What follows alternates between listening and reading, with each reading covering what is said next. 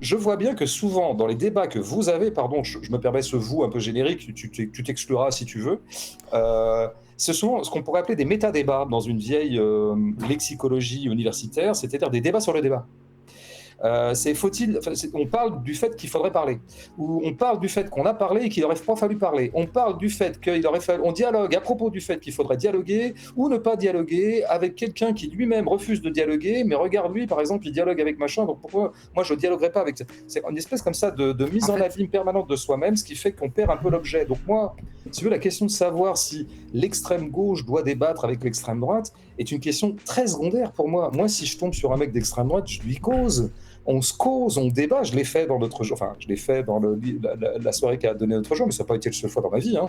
Et puis ça m'est arrivé depuis, puis ça m'arrive ah mais regarde, encore. quand t'as Donc Usul, voilà. Et puis, quand t'as Usul qui te voit discuter avec des fachos, ouais. lui il dit faut pas qu'il parle avec les... Tu vois, c'est lui qui a la surface. Et c'est ça le problème, c'est-à-dire que organiser un débat même avec l'extrême gauche et l'extrême droite, moi j'aimerais bien des fois le faire et tout, mais c'est très compliqué. Parce qu'un mec qui aurait des idées à poser, voilà, d'extrême droite, qui pourrait être contredites, il y en a pas beaucoup qui veulent le challenger. Et je comprends pas en fait pourquoi.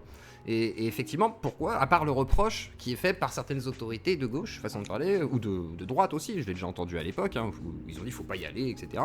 Et maintenant ils y vont un peu plus, ils ont envie, parce qu'ils savent que c'est leur terrain en fait aussi. Donc est-ce qu'il faut prendre le terrain plutôt? Non, mais moi, je me sens pas du tout concerné par ce genre de réticence ou d'interdit dont la gauche frappe certains sous prétexte qu'ils ont approché de l'extrême droite dans tel ou tel débat. Enfin, vraiment, ça, mais c'est tellement loin de moi, ça.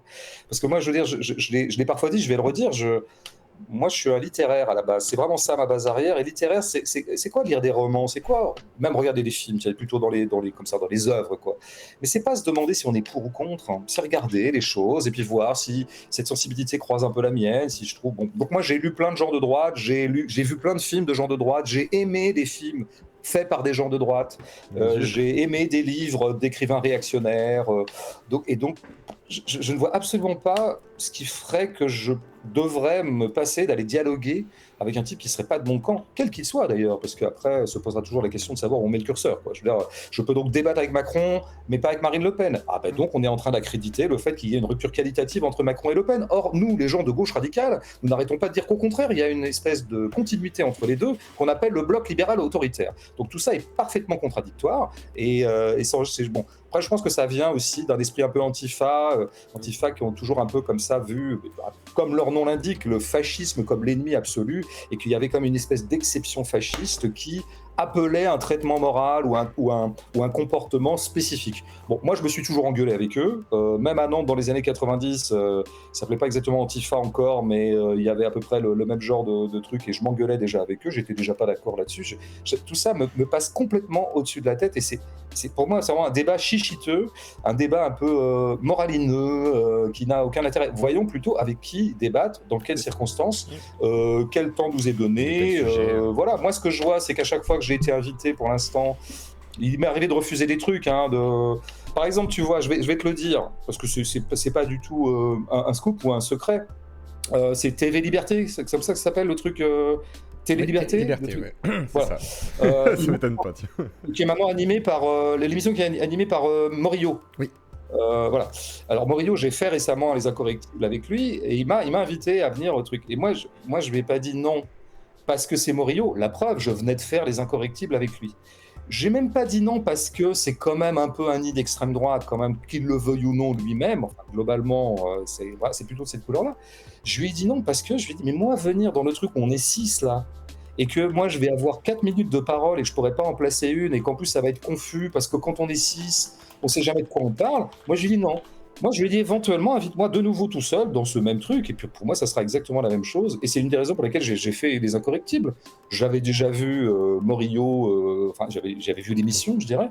Donc, je savais qu'on avait le temps d'y parler, qu'on aurait au moins une bonne heure et demie. En plus, il s'engage à ne pas monter. Et d'ailleurs, il a maintenu ce cap, alors qu'à un moment, il a été quand même tenté de couper, à un moment où il était un peu mis à mal lui-même. Et dans sa grande honnêteté, je le salue pour ça. Je pense que tout m'oppose politiquement à lui, mais là-dessus, j'ai vraiment du respect pour lui. Il n'a pas coupé. Et donc, donc j'ai eu le temps de m'exprimer. Ça n'est pas monté.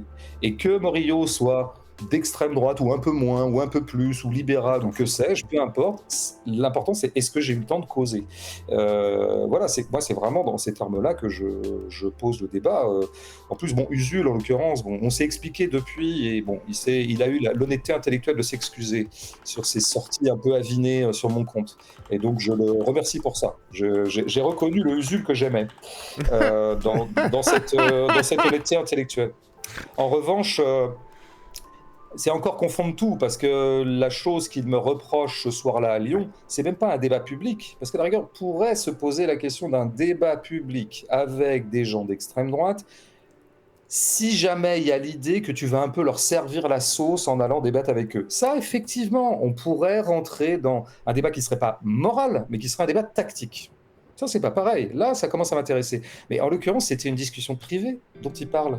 Je venais de faire ma rencontre publique à Lyon, m'aborde ce jeune homme que je vais plus tard appeler M, parce que c'est son initiale. Il est avec 2-3 copains à lui. Je trouve qu'ils n'ont pas les mauvaises têtes, et par ailleurs, il me propose de me payer des bières. Il fait beau, il y a un café à côté, une terrasse s'offre à nous. Nous allons constituer une table de 15, où d'ailleurs se trouveront des anarchistes, une copine à moi, pas vraiment de droite, un autre mec très gauchiste aussi, et puis les 3-4 qui me payaient des coups, et qui vont s'avérer là, au bout de 5, 10, un quart d'heure, plutôt soralien. Est-ce que je vais me lever de la table? Mais c'est ridicule, enfin. Évidemment qu'on était là, évidemment qu'on a discuté, et j'ai bien fait, puisque j'en ai tiré beaucoup de lumière sur ce qu'étaient ces gens-là, et puis à terme un livre. Donc là vraiment, je vois pas en quoi... Évidemment, Usul mettait en avant un truc qui était audible à ce moment-là, et ça je peux le comprendre, et ça c'est son côté militant antifa. Il mettait en avant le fait que, d'une certaine manière, en acceptant une bière avec ces mecs, j'abondais dans leur sens au sein d'une situation extrêmement circonstanciée qui était celle de la guerre des bars. La guerre des bars de Lyon. Voilà. Où la entre guerre les des antifas et les identitaires, tu vois, voilà.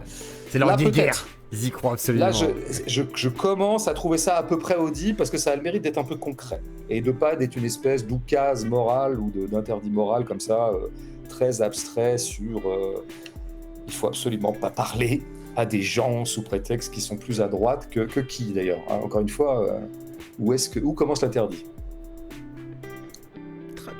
Très bien, c'était relativement clair.